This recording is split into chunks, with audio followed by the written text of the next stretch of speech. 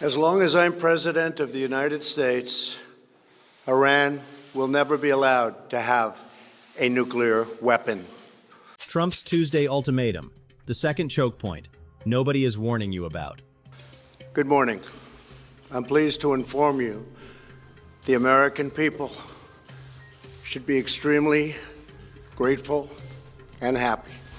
No Americans were harmed in last night's attack by the Iranian regime. Tuesday will be Power Plant Day and Bridge Day, all wrapped up in one, in Iran. Open the strait, or you'll be living in hell. Just watch. The 10-day deadline Trump gave Iran to reopen the Strait of Hormuz expires Monday. No deal has been reached. According to Axios, indirect negotiations through Pakistan, Egypt, and Turkey produced no significant progress. But here is what almost nobody covering this story is telling you. While the world is watching Hormuz, Iran and its allies are quietly signaling a second choke point. One closes 20% of the world's oil. The other closes the route that replaces it. If both close simultaneously, the bypass is gone before it even begins. To understand why Tuesday matters, you need to understand the 10 days that led to it. On the 28th of February, 2026, the United States and Israel launched coordinated strikes on Iran under what officials called Operation Epic Fury, targeting military infrastructure, nuclear sites, and leadership, killing Supreme Leader Ali Khamenei, according to Wikipedia's 2026 Hormuz crisis entry. Iran's IRGC responded within hours, broadcasting warnings across maritime VHF channels that the Strait of Hormuz was closed to all vessel traffic, according to the Horn Review's operational analysis. Shipping traffic through the strait, through which roughly 20 million barrels of oil passed daily, about 20% of global seaborne oil trade, effectively ground to a halt.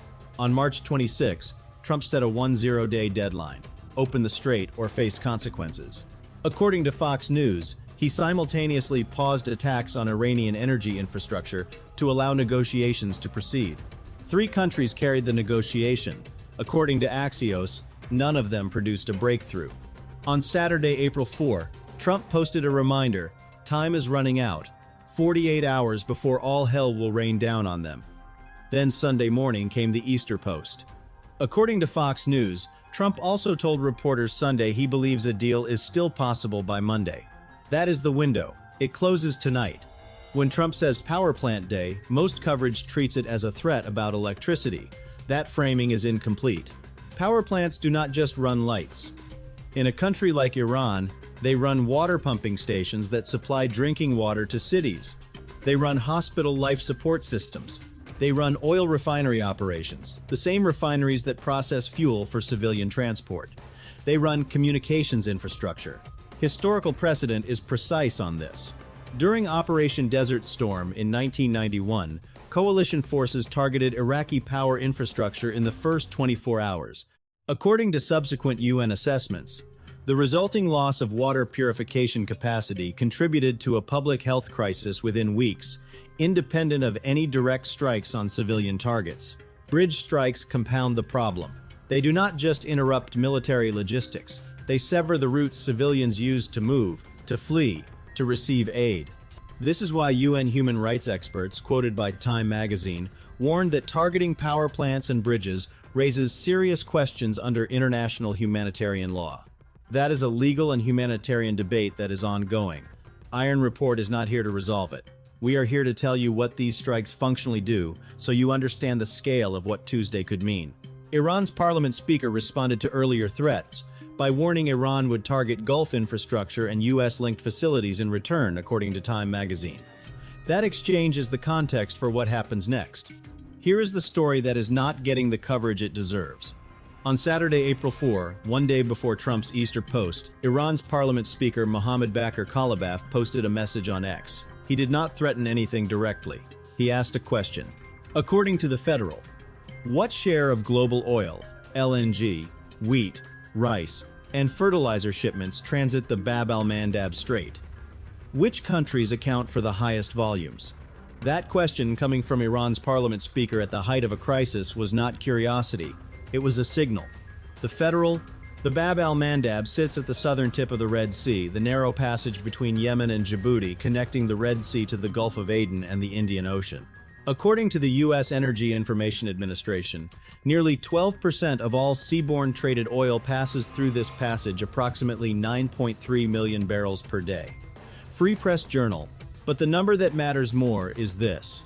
Saudi Arabia's Petroline, the pipeline currently running at maximum capacity to bypass Hormuz, moves oil from the Gulf to the Red Sea port of Yanbu. Once that oil leaves Yanbu heading toward Asia or Europe, it must still pass through the Bab al-Mandab. If both Hormuz and Bab al-Mandab are compromised simultaneously, Saudi oil flows could effectively grind to a halt within weeks. Free Press Journal. The bypass becomes a trap. Elizabeth Kendall, Middle East specialist and president of Girton College at Cambridge University, told Al Jazeera, "If you have restrictions on the Strait of Hormuz at the same time as restrictions are escalating in the Bab al-Mandab, then you really will disrupt, if not cripple, trade toward Europe." France 24. Iran does not need its own navy at the Bab al-Mandab. It already has a proxy in position. The Houthi movement controls significant territory in Yemen, including the capital Sana'a, and their geography places them directly adjacent to the strait's northern shore. At just 29 kilometers wide at its narrowest point, the strait is de facto controlled by the Houthis, according to Al Jazeera's analysis. This is not theoretical. Between November 2023 and January 2025, the Houthis attacked over 100 merchant vessels in the Red Sea in solidarity with Palestinians during the Gaza war, according to Time magazine. Major shipping companies, including Maersk, Hapag-Lloyd, and CMA CGM, paused all trans-Suez sailings, according to Sunday Guardian Live's reporting. The capability exists. The precedent exists. Houthi Deputy Information Minister Mohammed Mansour told local media that the group is conducting this battle in stages, and closing the Bab al-Mandab Strait is among our options. Julian Pollack, maritime security specialist at the German Institute for International and Security Affairs, said, "The parallel action in the Strait of Hormuz and Bab al-Mandab would create big issues on how to deal with those disruptions and the flow of goods." France 24. The Houthis have so far stayed restrained in this conflict. That restraint is calculated, not permanent, and according to CBS News, unnamed Houthi sources indicated they could engage if Tehran asks them to. Trump's Tuesday strikes may be exactly the signal Tehran needs to send that request. Let's put the numbers together because this is where the real story is. The Strait of Hormuz, in normal times, carries approximately 20 million barrels of oil per day, 20% of global consumption, according to the EIA. It has been effectively closed since February 28. The Bab al-Mandab carries approximately 9.3 million barrels per day, around 12% of global seaborne oil, according to the EIA. A simultaneous closure of both would disrupt roughly 30% of the world's seaborne oil, according to Sunday Guardian Live's analysis, sending shockwaves through already volatile energy markets. Brent crude has already moved from approximately $70 per barrel before the war to a peak near $120, and is currently trading around $100, according to CNBC and Al Jazeera reporting. Al Jazeera's energy analysts warned that prolonged disruption at Hormuz or the spread of threats to the Bab al-Mandab could send prices significantly higher. The United States Strategic Petroleum Reserve held 415.4 million barrels as of the 18th of February 2026, according to the U.S. Department of Energy, cited by Al Jazeera. At global consumption rates, that covers approximately 4 days of what normally flows through Hormuz alone. Al Jazeera. It is an emergency buffer, not a solution. Countries including India, China, Japan, and large parts of Europe are already under sustained energy pressure. Several nations have imposed fuel rationing and reduced working hours to conserve energy, according to Al Jazeera. A second choke point closing does not add pressure, it multiplies it.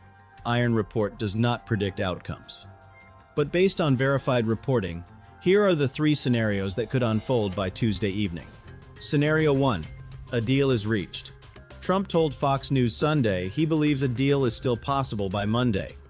According to Axios, negotiations through Pakistan, Egypt, and Turkey are ongoing. A deal likely requires Iran to allow commercial shipping to resume through Hormuz in exchange for a pause or end to military strikes. The terms have not been publicly confirmed by any party. If a deal is reached, oil markets would likely react immediately. Prices could fall sharply, as shipping insurance normalizes and tanker traffic resumes. Scenario 2. Strikes happen. Iran escalates. If no deal is reached and Tuesday strikes on power plants and bridges proceed, Iran has clearly signaled its response. According to Time magazine, Iran's parliament speaker warned Iran would target Gulf infrastructure and U.S.-linked facilities. That means Saudi oil facilities, UAE ports, U.S. bases in Bahrain, Qatar, and Kuwait are all in Iran's stated response framework. The Houthis activating at Bab al-Mandab becomes significantly more likely in this scenario. The double chokepoint scenario moves from threat to active reality. Scenario 3.